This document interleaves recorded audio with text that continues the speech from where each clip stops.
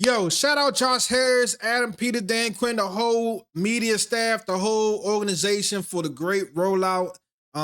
Mark Klaus, thank you, Mark Klaus, for showing us that you're going to rebrand this thing the right way. You're not just going to jump out the gym. You're not going to jump out the window. You're going to take this. You're going to pull us back to where we was at before. Then you're going to gradually take steps up from there. Shout out to y'all for that, man. But it's time to get to business. It's time to get back to business, man. All these distractions, Josh Harris, I don't want to hear it. This is Adam Peters. Adam Peters is in prime season mode. Adam Peters is in the middle of his season right now, and he needs to make sure that the draft picks are on point. He needs to make sure that Dan Quinn, that Jayden Daniels are taken care of. He needs to make sure that Durante Jones got his pieces. We need to make sure David Blau got his pieces. It's time to get to work. Let's go, man. Let's just get to the point. All right, let's get to it, man. This is your first time here. If you've been here before, man, I appreciate you. Make sure you like, comment, subscribe, beat up the comment section, man. I have a question for you. Who do you think Adam Peters will prioritize the NFL draft next week? Will it be Jayden Daniels? Will it be Dan Quinn? That's very important. And the reason why I made this video today is because it's gonna tell us something about what's going on with those guys, man. It's gonna really tell us something, man. Like, for example, the 2026 NFL draft will expose the true dynamic between Adam Peters and Dan Quinn. Does Adam Peters give Dan Quinn some of the blame for what happened last year? Does Dan Quinn give Adam Peters some of the blame for what happened last year? I think blame could be thrown in either man's direction, but this draft will truly expose the dynamic between the two. Now, if you look at the Washington Commanders are heading into the 2026 NFL draft. And for the first time since Adam Peters and Dan Quinn teamed up, we're about to learn what the relationship really is like. We're about to learn what the relationship really about.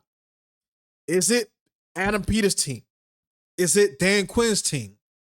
Or is this the draft where we finally see who truly has the power when it comes to Ashburn?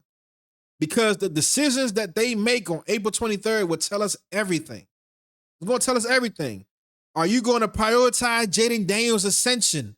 Are you going to flood Jayden Daniels with weapons that he cannot that he can't fail with? Or are you going to protect and solidify Dan Quinn's defense? It's going to be big. Now, during the offseason, Adam Peters showed us that he's willing to give Dan Quinn pieces to increase the likelihood of him having a great defense. Like Adam Peters throwing Dan Quinn so many bones this offseason when it comes to free agency. Look, if we have another year of a terrible defense, it ain't gonna be Durante Jones losing his job. It's gonna be somebody else, and I believe you know who that is. You dig what I'm saying? So, Adam Peters said publicly that free agency gave Washington the flexibility to avoid forcing a pick and instead take the best player available. Which I've been saying this whole time, man. Look, trade down from the number 7 pick and get you some pieces, man. There's so many different ways you can go about it, but trade down from that pick. Because in my eyes, I'm trading that from that pick and I'm flooding the offense with talent. The best teams in this league are flooded with talent, especially on offense. You dig what I'm saying? But here's where the tension lies. Dan Quinn's defense struggled in 2025. Jayden Daniels needs more weapons and protection. And the biggest free agency splash this past offseason, came on the defensive side of the ball, which signals Quinn's influence in roster building. You know what I'm saying? Multiple league trackers show the most expensive signing league-wide was edge rusher and defensive lineman. Way we got Tim Settle. You know what I'm saying? So we spent some money on the defense. So it's not like AP is like, hey, Dan, you fix whatever you got over there already. You make those players you got already better. It's like, nah, like I'm going to throw you a bone. AP threw Dan Quinn several bones in free agency. Got that defense right. Now, there's still questions at corner. There's still questions at safety. You know what I'm saying? But for the most part, AP got that defense right for Dan Quinn. Now, is AP going to double down and draft a high-end, defensive player with that number 7 pick? If he does, that tells me that their relationship is still on the ups. That shows me that that AP wants to protect Dan Quinn and make sure he's his head coach for years to come. If AP goes and trades those picks and then floods Jayden Daniels with offensive talent, that shows me that AP is like, bro, Dan Quinn, I done enough for your ass, bro. I need you to show results now. You know what I'm saying? That's going to show me that he's all about Jayden Daniels' progression and Jayden Daniels being great. If he decides to flood Jayden with talent in a draft. Because also what that's going to do is you're going to draft a whole bunch of offensive talent that's able to grow and matriculaze with Jayden Daniels. Grow with him and be great with him. So now the question becomes, does Peters double down on defense to support Quinn, or does he pivot back to offense to elevate Jayden Daniels? This draft will show us who's steering the ship. Across the league, the highest priced deals in 2006 free agency were overwhelmingly defense. Edge rushers like Hendrickson, Alway, Phillips landed massive contracts. Washington's own approach mirrored that trend.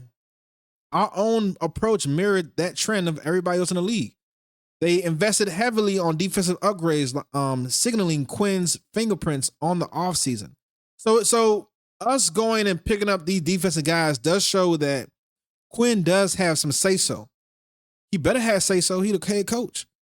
But that does not tell me that Dan Quinn is safe, even though if he has say-so. You dig what I'm saying? Now the offensive side wasn't completely ignored. We picked up guys like De'Ami Brown came back. The team is rebuilding the offense around Daniels, shifting to a run-heavy, under the center, play-action scheme under new offensive coordinator David Blau. Peters emphasized that the front office must find the receivers, linemen, and running backs to support Daniels, so he doesn't have to do it all himself. Adam Peters, I hate to give it to you like this, but this team goes as Jayden Daniels goes. It doesn't matter how much talent you put on this team. We're going to go as JD5 goes. It just is what it is. The Commanders aggressively pursued help in free agency like Alec Pierce and Romeo Doubs, to whom we weren't able to sign. Who knows why? There's rumors out there. You can read them for yourself. So the front office wants to build around Daniels, but the biggest checks were written on defense. That's the contradiction that makes this draft so revealing. Adam Peters, he signed so many guys in free agency to where we really don't have a need when it comes to the draft. You know what I'm saying? We can kind of pick who we want and who fits the culture best at that moment.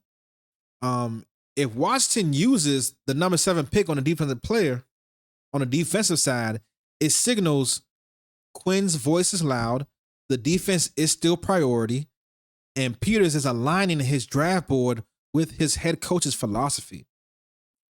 Dan Quinn has openly said he wants multiple defenders who can play deep, drop into the box, and erase matchups, a direct reference to players like Caleb Downs or Sonny Styles. If Peters drafts one of those guys, that's a Quinn pick. That's definitely a Quinn pick. Now, on the other side, that was option A. Now, option B will be if Adam Peters if he goes into the draft and he gets a prospect from a wide receiver prospect, a tight end, or an offensive line, or even a running back prospect with that number 7 pick or any other pick, that signals Peters is prioritizing Jayden Daniels' growth. He's prioritizing the offense, and the offense is in a long-term investment. Quinn's defense needs are taking a back seat if he goes offense in the draft. If he goes heavy offense in the draft, let me say that. And Peters has repeatedly emphasized building around Daniels and finding more weapons. This will be a GM first draft. A GM first draft. You want to make sure that your franchise quarterback has enough weapons and that he's able to now lift that talent over the top into the playoffs, into the championship game, into the Super Bowl. You dig what I'm saying? But you ask me, why does this matter so much? This isn't just about roster building. This is about power. Adam Peters, Dan Quinn, who got the power? Peters and Quinn have been aligned publicly. They said free agency gave them flexibility, and they've praised each other's vision. But alignment in March doesn't always equal alignment in the draft on draft night. The draft is where true priorities show. If Peters picks defense, Quinn has real pull. If Peters picks offense, Peters is building a long-term vision. If they trade down, it signals compromise and collaboration. Either way, the 2026 draft will reveal the real hierarchy inside the Commanders building. So, what do you think out there? The Commanders universe, what do you think? Will Adam Peters use the draft to fix Dan Quinn's defense, or will he load up on weapons for Jayden Daniels and make this an offensive first franchise? Drop your predictions down below in the comments, and don't forget to like, subscribe, and hit that subscribe button, hit that bell, so you never miss anything when it comes to what we drop here at Paint Points, man. If you got this far, I do appreciate you. Just like we just said, man, make sure you beat up that comment section, man. Let me know, whose team is it? Is it Adam Peters' team? Is it Dan Quinn's team? Shit. Is it JD5 team? Is it Jayden Daniels' team? That's what's to be known. Now, we just saw Adam Peters had a press conference, a pre-draft press conference with him and Lance Newmark.